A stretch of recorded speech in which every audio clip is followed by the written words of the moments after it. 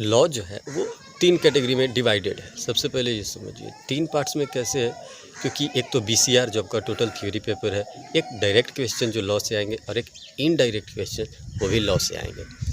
अगर तीनों को देखें तो मतलब अबाउट 30% जो है ना वो डायरेक्ट क्वेश्चन, 30% आपका इनडायरेक्ट और बाकी 40% बीसीआर। इनडायरेक्ट क्वेश्चन मतलब लॉ बेस्ड क्वेश्चन। तो लॉ बेस्ड क्वेश्चन को अटेम्प्ट करना और ईजी होता है। कैसे होता है मैं एक वीडियो में डिस्कस कर चुका हूँ। और अगर आप देखें ओवरऑल तो क्वेश्चन जो है ना वो अबाउट 120 मार्क्स के आते हैं, मतलब 120 मार्क्स के आते हैं।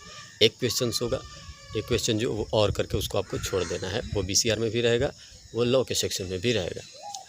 उसको अटेम्प्ट कैसे करना है, देखिए डायरेक्ट क्वेश्चन में तो आपको फुल मार्क्स मिलेंगे, कोई बात नहीं है। आप 4 पॉइंट कुछ आप 3 लिखें तो हो सकता है 3 नंबर दे, लेकिन उसमें चांसेस ज़्यादा हैं फुल लेने के। और लॉ में क्या है कि लिखने का तरीका होता है वो पूरी मैं डिस्कस कर चुका हूँ। आप एक वीडियो है 25 मिनट्स का होगा जिसमें 2 क्वेश्चंस डिस्कस किए। बहुत ही अच्छे तरीके से आपको समझ में आ जाएगा कि कैसे हमें जो है वो लॉ के जो क्वेश्चन होते हैं इनडायरेक्ट लॉ बेस्ड वो कैसे बनाना है। खैर आगे आते हैं पॉइंट्स पे।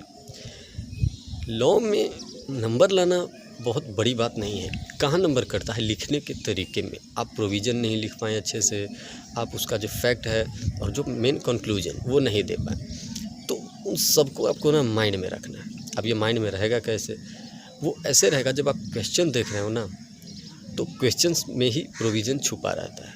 और इस चीज़ की बात भी मैं उस वीडियो में कर चुका हूँ। तो इस वीडियो में बेसिकली मैं ये बताना चाहूँगा कि आपका लॉ जो है वो 120 मार्क्स का आता है। अब आपको उसमें 100 बनाना है, तो सबसे पहले आप मेरा रिकमेंडेशन रहेगा कि आप बीसीआर को अटेम्प्ट कीजिए। क्यों कह रहा हूँ ऐसा, क्योंकि बीसीआर वो एकदम रिटेन है, आप आराम से लिख सकते हैं। थोड़ा बहुत इंग्लिश आपका मजबूत है, आप सेंटेंसेस में डायरेक्ट इनडायरेक्ट ये सब वॉइस बना सकते हैं, तो आप आराम से अटेम्प्ट कीजिए। और इसमें तो कुछ लॉजिक की बात नहीं है, इसमें डायरेक्ट आपको लिखना है, कोई कंसेप्ट ज़्यादा चाहिए नहीं। तो इसको आप पूरा अटेम्प्ट करके जाइए बीसीआर को। इसमें चांसेस उतना नहीं है आपको मार्क्स मिलने का।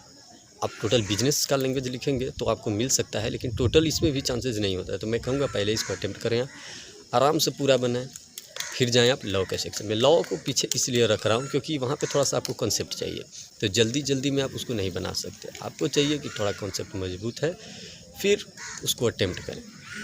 एक स्ट्रेटजी अटेम्प्ट करने का। और क्वेश्चंस किस तरीके के आते हैं, तो वो बहुत आसान आते हैं। टोटल सिलेबस से आएंगे, आपको स्टडी मटेरियल के अलावा कुछ नहीं पढ़ना है। और क्वेश्चन की जो कैटेगरी होती है ना वो बहुत आसान होती है, ऐसा नहीं कि हार्ड सेट होता है क्वेश्चन। तो क्वेश्चन जो पूछेगा ना तो उसमें लास्ट में कंक्लूजन है। जैसे क्वेश्चन में लास्ट में पूछता है ना कि क्या लिखना क्या है, तो उसको आप देखेंगे तो आपको पता चल जाएगा कि हमको प्रोविज़न क्या लिखना है। फैक्ट में तो टोटल क्वेश्चन ही लिखना रहता है, और कंक्लूजन क्या लिखना है। तो इसके रिगार्डिंग मैं फिर बात करता हूँ कि मैं एक वीडियो है 25 मिनट्स का, उसको मैं अपलोड किया हूँ। उसको अगर आप एक बार देख लेते हैं तो आपको लॉ बेस्ड क्वेश्चन अटेम्प्ट करने में बहुत आसानी होगी। बहुत सारे लोगों को आसानी मिली है उससे।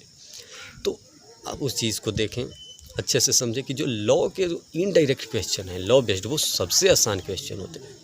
क्यों होते हैं सबसे आसान, क्योंकि वो आपको एक क्लू दे देते हैं, आपको एक डायरेक्शन देते हैं, आपको एक हिंट दे देते हैं कि उसको बनाना कैसे है।